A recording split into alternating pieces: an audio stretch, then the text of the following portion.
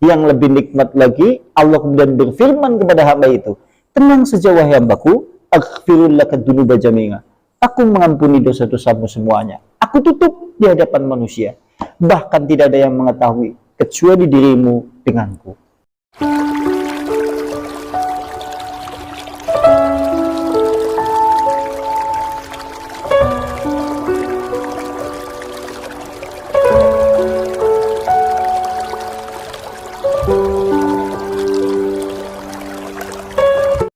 Kemudian berikutnya, innahu ala rajmihi laqadir. Sesungguhnya dia Allah atas pengembaliannya atau untuk menghidupkan kembali manusia. Laqadir, maka sungguh dia maha berkuasa. Maka menurut penafsiran, kalimat ini adalah kaulani, dua pendapat. Jadi kalimat sungguhnya dia Allah atas pengembaliannya untuk menciptakan kembali manusia setelah mati. Dia Allah sungguh berkuasa. Maksudnya seperti itu. Maka penafsiran dari kalimat ini terdapat dua pendapat. Ahaduhuma, maksud dari kalimat itu adalah pendapat yang pertama, ala rajmi hadal ma'i dafik, yaitu Allah Subhanahu wa taala Maha berkuasa mengembalikan air mani itu setelah keluar terpancar, yaitu menuju tempat asalnya. Dan Allah Subhanahu wa taala mudah untuk mengembalikan semuanya, itu maha berkuasa.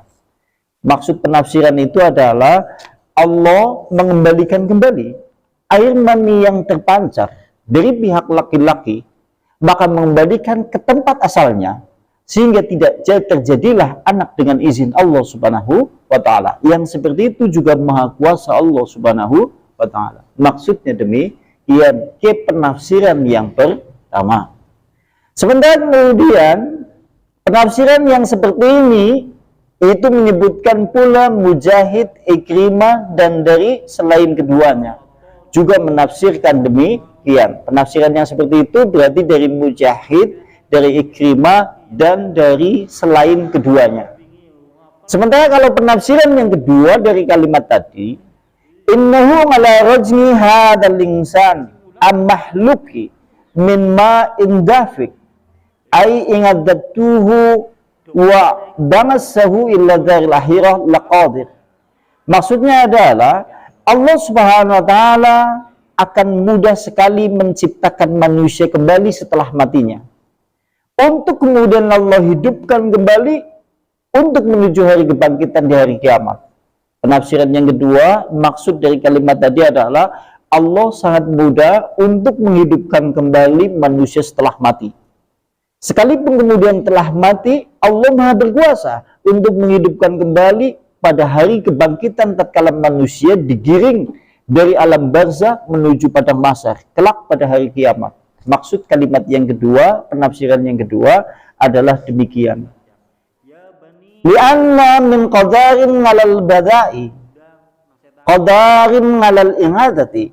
Dan Allah sangat maha kuasa menciptakan segala sesuatu, dan Allah sangat maha kuasa untuk menciptakan kembali sebagaimana penciptaannya awal mulanya. Makanya setelah kemudian kita dikubur, tulang-tulang kita kemudian hancur, kemudian yang tersisa hanyalah tulang ekor. Nanti kelak akan ada hari kebangkitan di mana manusia dihidupkan kembali, kemudian digiring untuk menuju padang mahsyar, dan pada saat itu manusia hidup kembali seperti kemudian manusia hidup pada awal mula penciptaannya. Maksudnya demikian. Bagi Allah Subhanahu wa taala yang seperti itu sangat mudah. Maksudnya seperti itu. Dan berikutnya, oleh karena itulah Allah Subhanahu wa taala berfirman, yauma tubla sarair. Maka pada hari itu, setelah manusia dibangkitkan, dihidupkan kembali, maka akan ditampakkan rahasia-rahasia. Maksudnya adalah yaumul kiamat tubla fihi sarair, yaitu kelak pada hari kiamat manusia sudah tidak ada yang tersembunyi sedikit pun. Kelak akan ditampakkan semuanya, segala perbuatan yang kecil, yang besar, yang hari ini kemudian tersembunyi dari penglihatan manusia.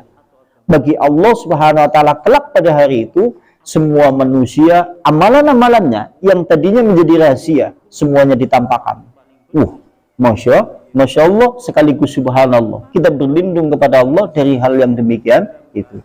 Ngesuk, dewek, begitu kemudian pada hari kiamat, tatkala kemudian setelah kita kemudian dibangkitkan oleh Allah Subhanahu wa taala, akan ditampakkan segala amalan perbuatan kita masing-masing. Baik yang kecil, yang besar, yang nampak ataupun tersembunyi.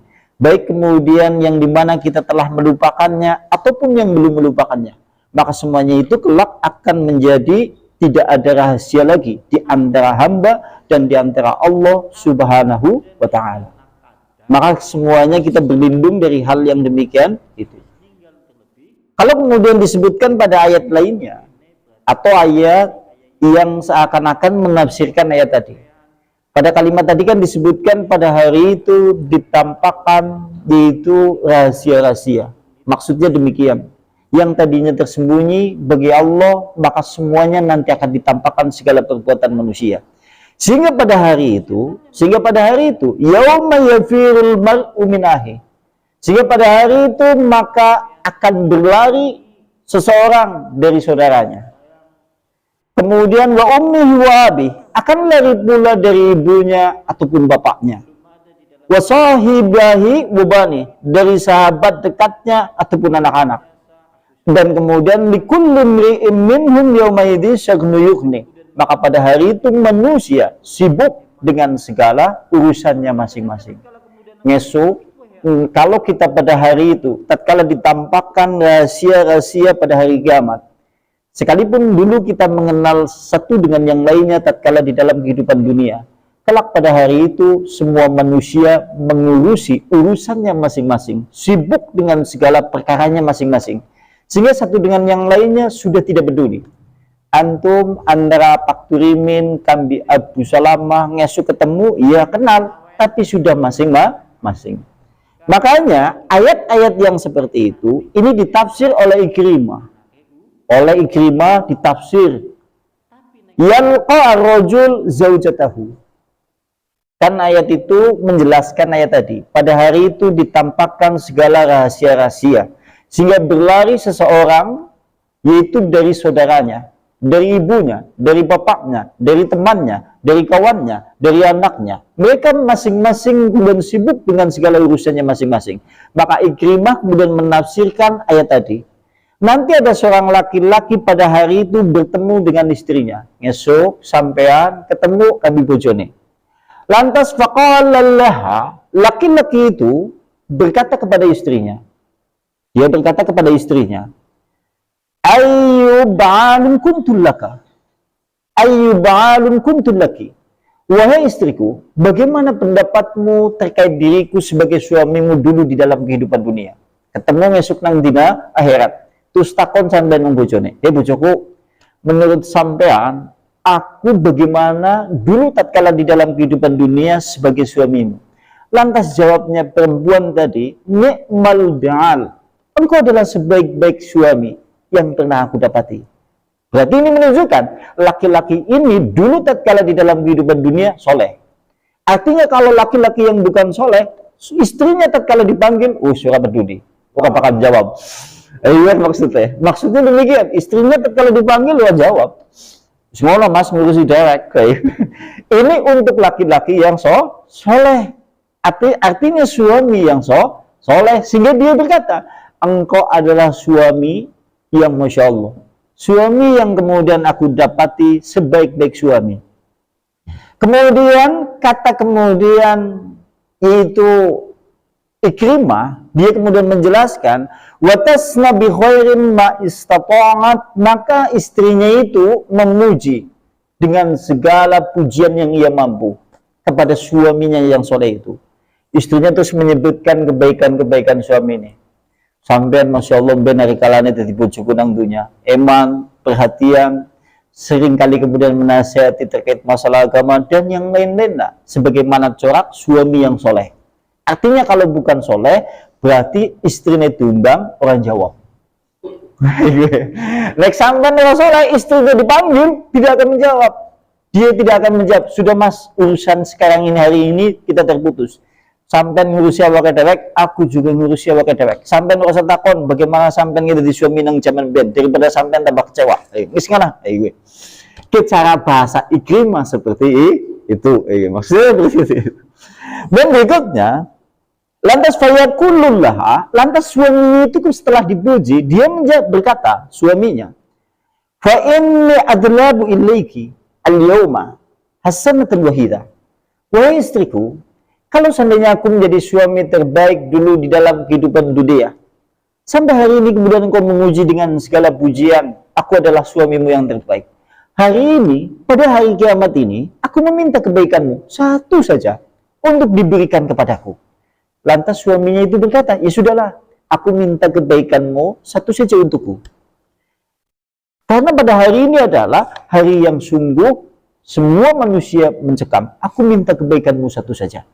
Kemudian dijawab oleh kemudian istrinya.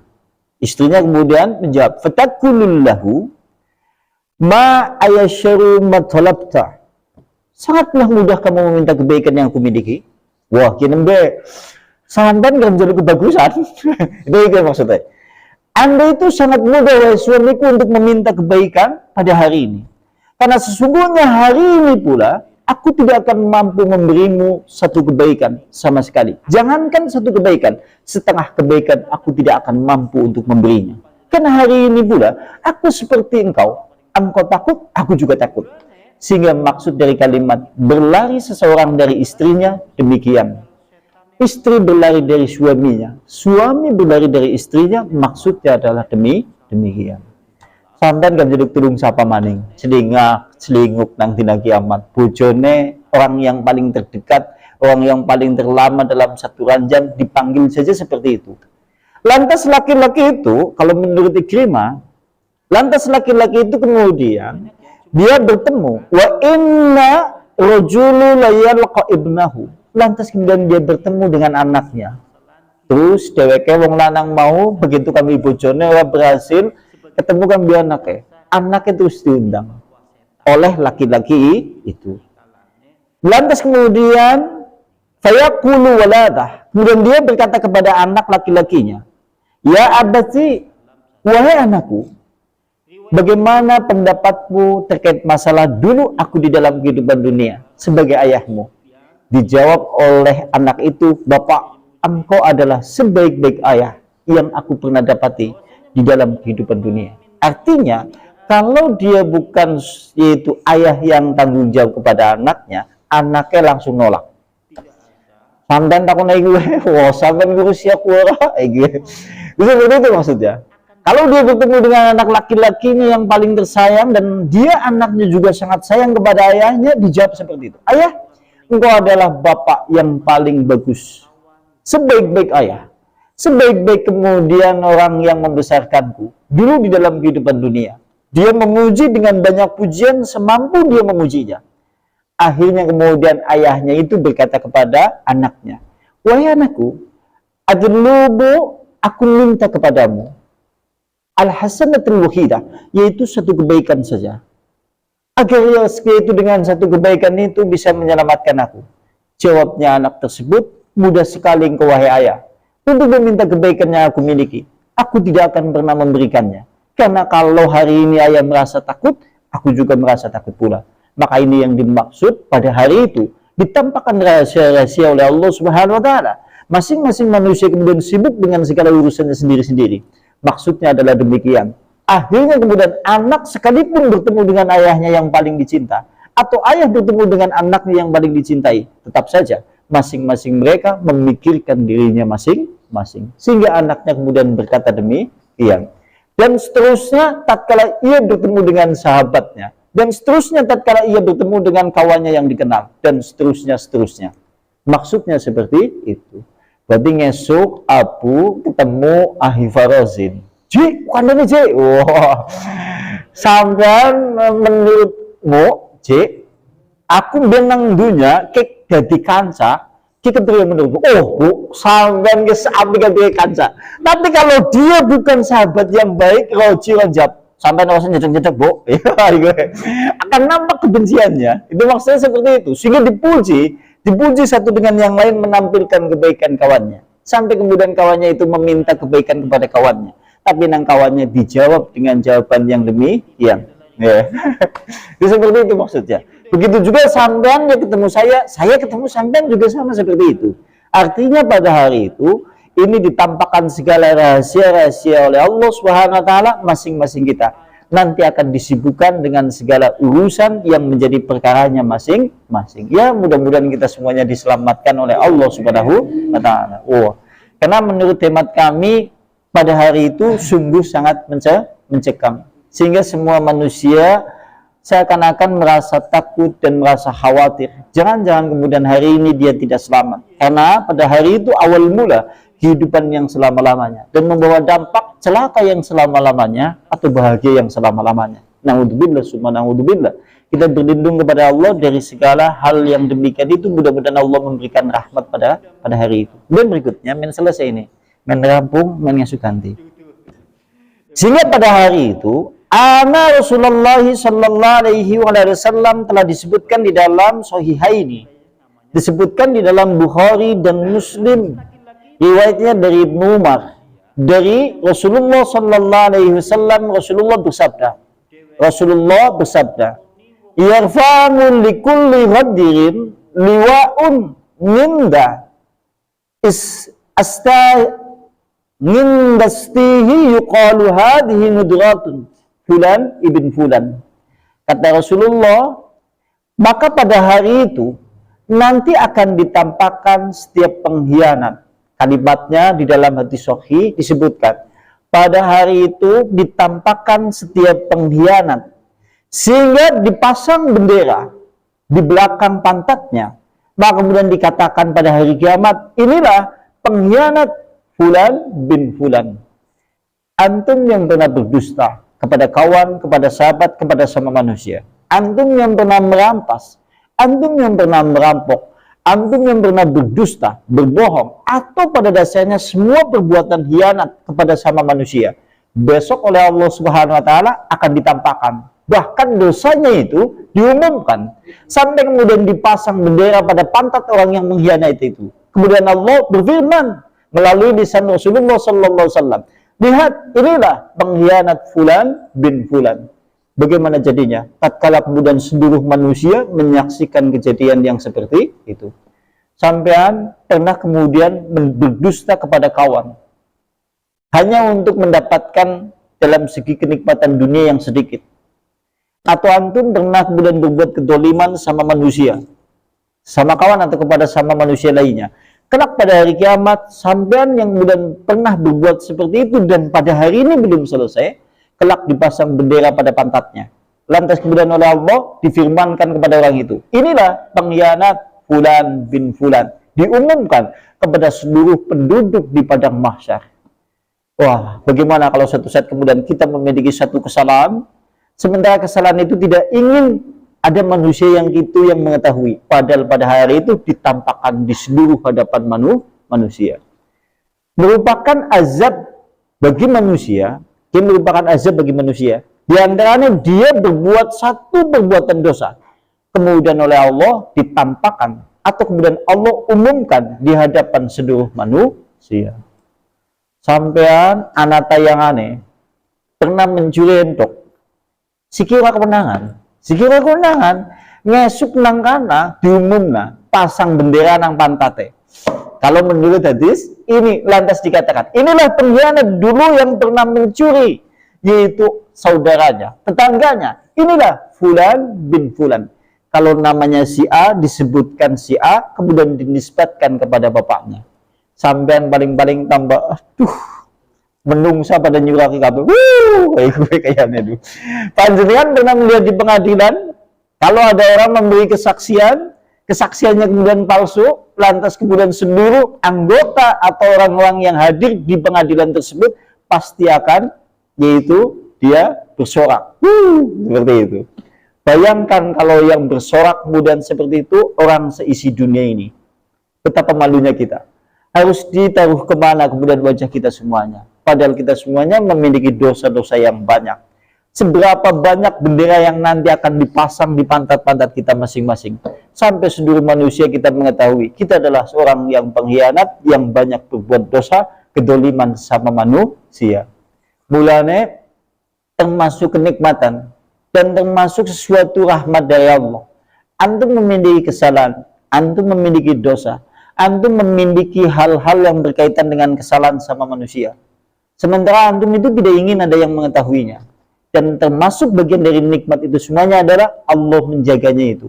Baik di dalam kehidupan dunia ataupun di dalam kehidupan akhirat. Sehingga ada ulama, namanya Syed bin Jubair. Dia pernah berdoa, Ya Allah subhanahu wa ta'ala, kelak pada hari kiamat, hari di mana ditampakkan amalan-amalan manusia, aku memohon kepadamu, sembunyikan segala aib-aib dan dosa-dosaku serapat-rapatnya, karena bagaimana malunya sekiranya kemudian seluruh penduduk padang mahsyar kemudian mereka bersorak menghinaku dan merendahku. Lihat itu Syed bin Jubair, dia ternyata adalah pengkhianat.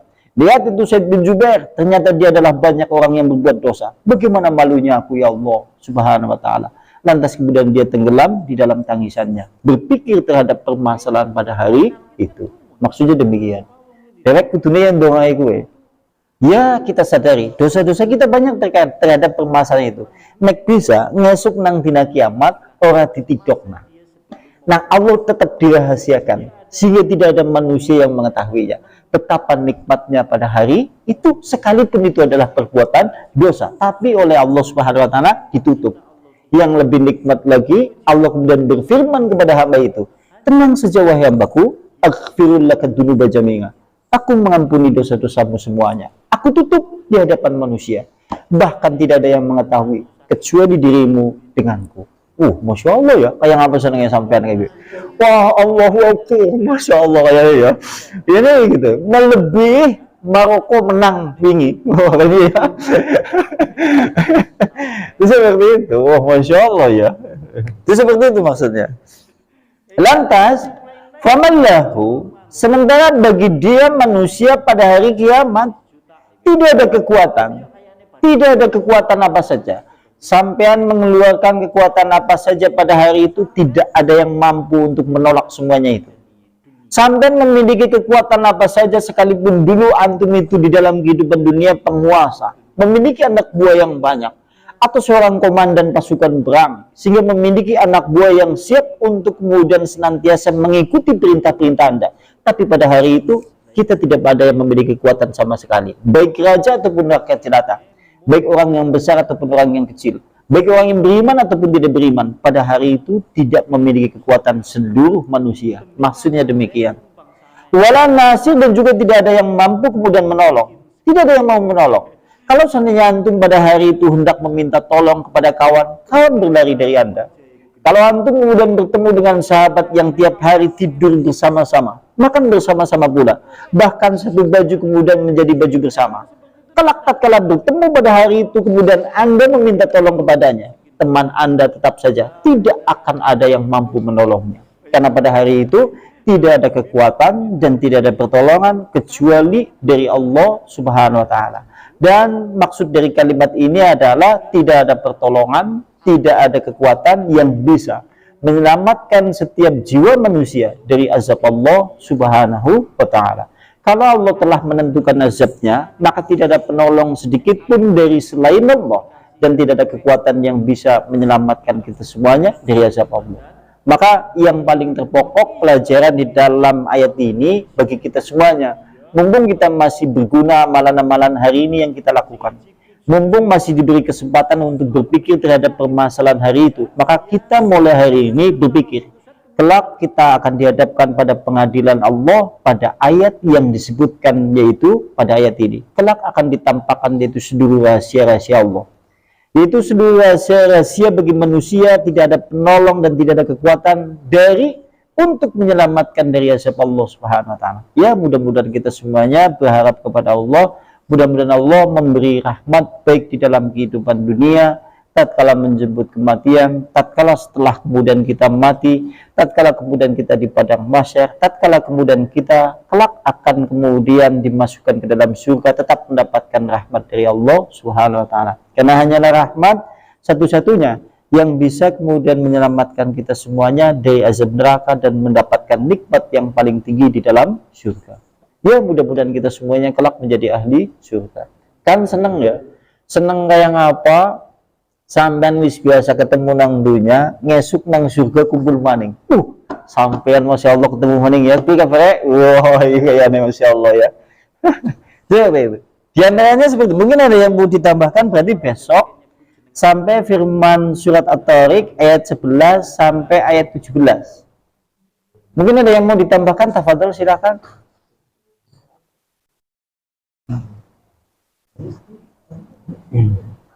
Cukup ya? Nakhtimu bihadza majlis ta'lim wa bidawati Rasulillah. Subhanakallahumma bihamdika asyhadu an la ilaha illa anta astaghfiruka wa atubu ilaik. Assalamualaikum warahmatullahi wabarakatuh.